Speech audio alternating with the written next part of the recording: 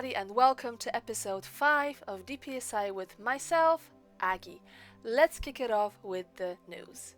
Today's news item comes courtesy of the NRPSI website. I would like to encourage all of you to look at this news item. Let me just show you where it is. News, scroll down. This is from February the 15th of 2023. Join the campaign to lobby for improvements in National Health Service language service delivery for patients and save lives by clicking here. This is a campaign that was launched by the NRPSI following an extremely sad and tragic incident where a mother in labor tragically passed away due to a lack of interpreting services and due to the language barrier. Here you can find a template of the letter that you can send to your local MP, to your local Member of Parliament.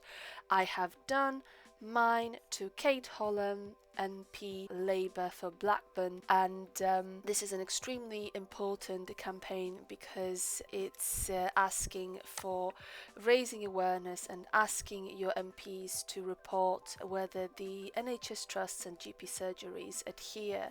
So follow the NHS England's guidelines when it comes to language provision, language interpreting. So I'm waiting for my response from Kate Holland, MP, so you can join this campaign, use this template, and you can also find your local MP by going on to this website, which is Members of Parliament. So find MPs and Lords and find your local representative. So I highly recommend that you take a look at this campaign because it's so important, not just for us interpreters, but also for anyone who needs to rely on the services of an interpreter in the health setting.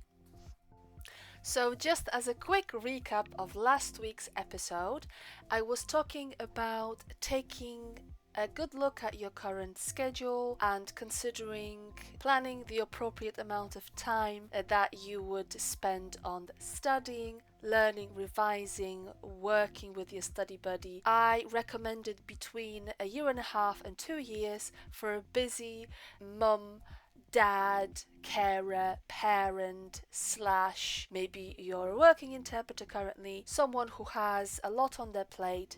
I recommended that this would be the right amount of time to spend without putting too much of a strain on other aspects of your life. I also mentioned initial assessment, which means that you approach, for example, a study center, an online school, or an examination center / interpreting preparation school to get some idea about what your current level of interpreting skills is and how long it would take to get you to the appropriate level that will allow you to successfully sit and pass your DPSI examination. And I also mentioned about planning in relaxation and leisure meditation, whichever way you relax, whichever way you unwind, because this is going to be very important. Studying is a lot like work, except obviously you don't get paid, and practicing interpreting is quite intensive. Learning, visiting courts, creating vocabulary, building glossaries, all that comes to your bulk of preparation is very time consuming, and there is also an element of stress, so it's important to have appropriate provisions, an appropriate relaxation plan that you build in so that you don't get overwhelmed, you don't get absolutely fed up with cramming and studying and working really hard. Last but not least, I emphasize that DPSI preparation and deciding to sit the exam is a huge commitment. Without sounding too dramatic, I would very strongly recommend that you treat it as such because it's a big expense when it comes to money. The entire examination, so all 5 units and the examination centre fee, comes to just short of £900, and to that you might also have to add the cost of past papers, which is £20 per past paper. So these are previous examination papers from the previous years. Also, you might factor in money spent on commuting to an examination centre if you cannot sit the exam at home, as well as accommodation or commutes to your local court, as well as books, additional resources that you might want to purchase. So this is all very quickly turning into quite a big investment, and that's exactly how you should treat this, and that's exactly how you should approach this in terms of business thinking. It's an investment. It's something that you put money towards, but what actually pays for itself and gives you that return. A DPSI is an investment that will open a lot of doors to you and provide you with an unparalleled position on the market when it comes to working as a public service interpreter, because it then allows you to register with the National Register of Public Service Interpreters, and also allows you to enter many other, professional organizations, and also gives you that recognition as someone who is really professional and committed to maintaining the standards of interpreting. This was this week's recap of the previous episode.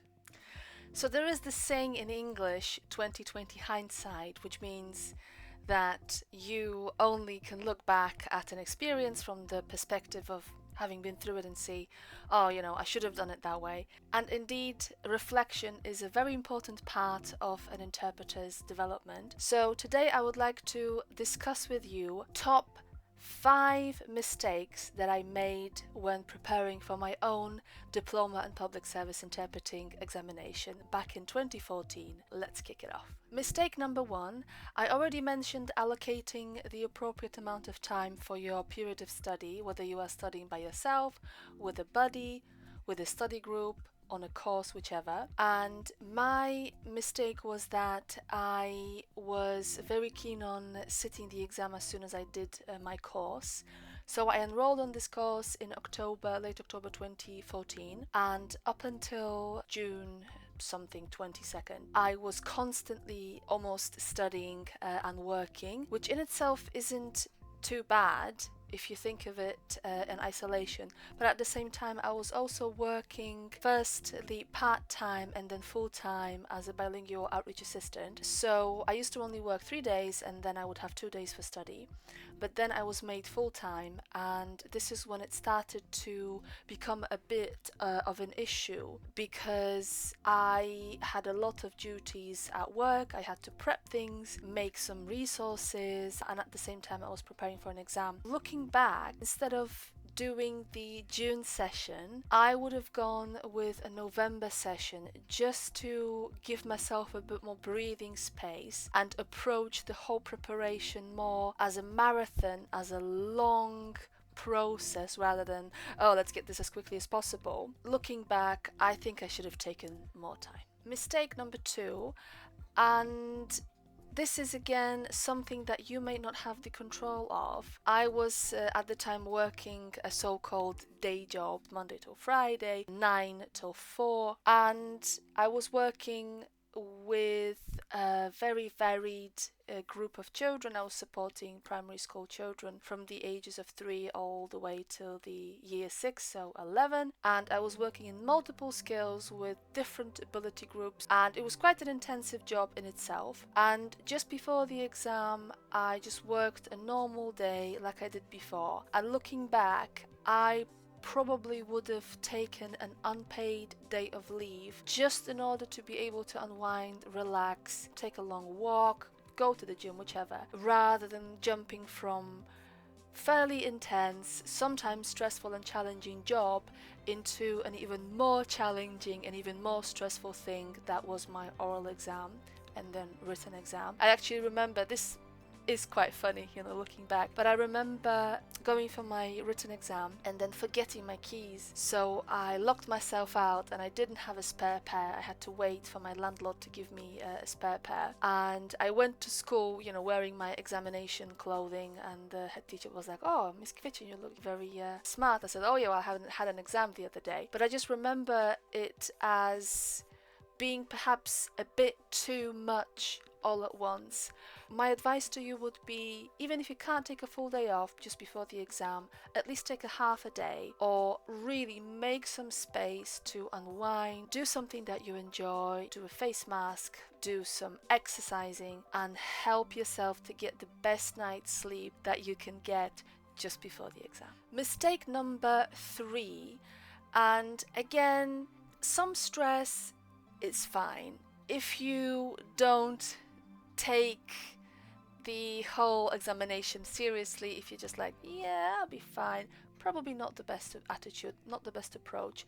A little bit of stress can be galvanizing, can be stimulating, can actually help you to perform better during exams, job interviews, public speaking, or those moments when it's really important to bring your best. However, if you have too much stress, that can really quickly get on top of you. And I remember almost obsessing about my exam. This was all I lived and breathed for 8 months or so, and I was really keen to do as best as I could, so much so that I actually forgot about a very important aspect of interpreting itself, which is fun and creativity. Our job is very creative. Very often we have to use colorful language, idioms, have a bit of that literary flair, acting skills, and instead of having a bit of a play with trying to interpret one thing in different ways or finding best equivalents for certain concepts that may be difficult to transfer from one language to the other, I was very serious, all business. And looking back, I would have given myself a bit more leeway, and I would have given myself a bit more space to just have a play with language, explore even different ways of doing things, rather than being laser focused on just preparing just for the exam.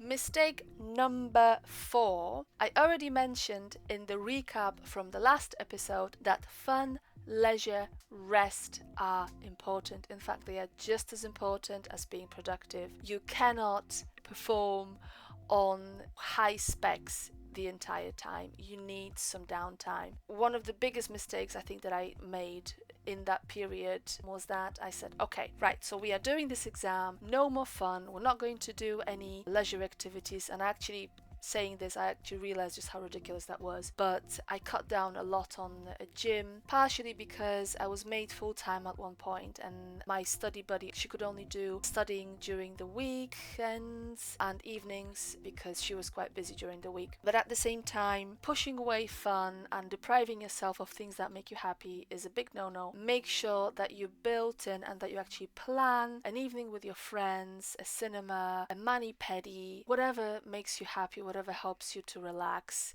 spending some time with your children, maybe going for a day trip. Make sure that you have that planned during that time of preparation. Mistake number 5, quite a bit of controversy here, but I firmly believe that you should be very discerning when it comes to people that you are sharing your interpreting, exam taking journey with. I remember telling one of my colleagues from work that I am going to sit this exam. This was quite late, probably a couple of months before my actual exam, and she said something like, "Oh, this exam is so extremely difficult. I would never sit it. I don't think I would be able to pass, etc." And I actually thought to myself, oh wow, maybe I did make a mistake. And actually at that point, I really started to freak out and really doubt myself. Just as a point of interest, I did pass all 5 units the first time round.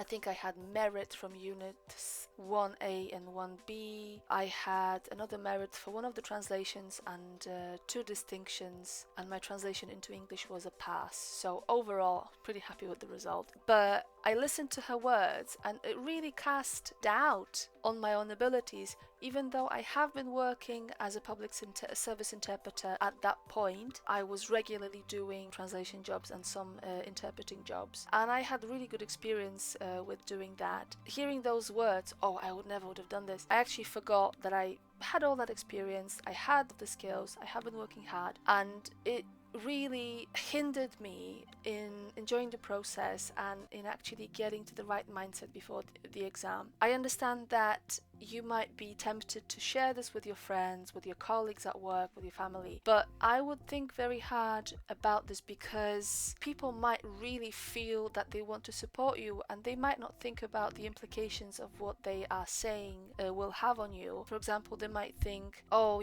maybe it's better to tell them that it's very difficult, maybe they don't know what they're doing. That will not help you, and that actually might add to some stress. I would really focus on doing it in the first instance, and only telling people that you know are going to be supportive, and they will have the right attitude, and they will not add to the overall stress and make you maybe doubt your own abilities. So that was it for today. In the next episode, I'm going to talk about top 5 things that I did right when preparing for my exam and that helped me to get a really good result. But for now, I'm going to present this week's Resource Corner.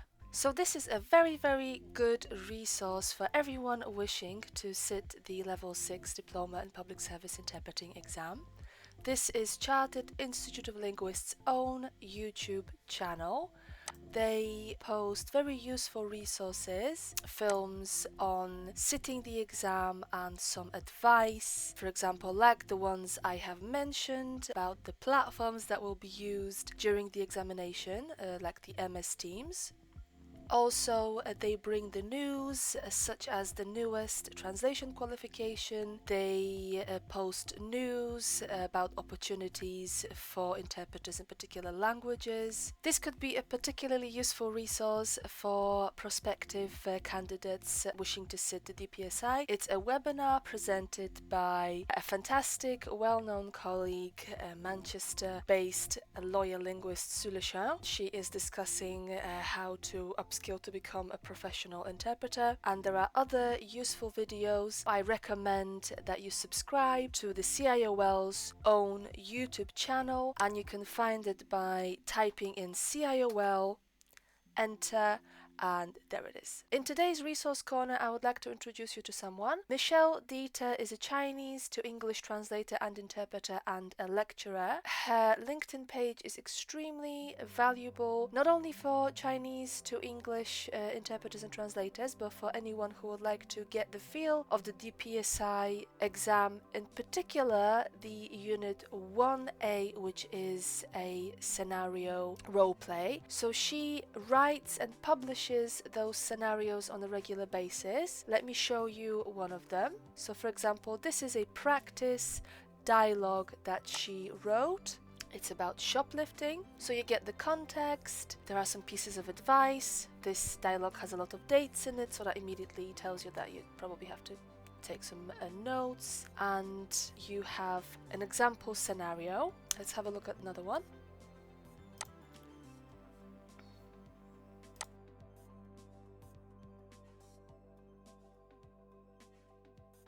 So if you go on to Michelle's profile page, if you scroll down and go to Show All Activity, you can see her posts. Very often she posts those dialogues. This is a very good dialogue for medical interpreting, and you can also go to her articles, which is where all those dialogues can be found. So here we have multiple examples of dialogues, and also this looks like a very, very useful resource. Court versus tribunal terminology, so this is very specific, and you get some great information here. I highly recommend that you find Michelle Deeter. She's based in Manchester on LinkedIn. You can add her, and you can see here that I pinged the bell notification, so you can follow her. When you open more, there's a follow button. You can ring the bell to get notified about her newest posts. So another great resource is the website of the National Register of Public Service Interpreters. If you are a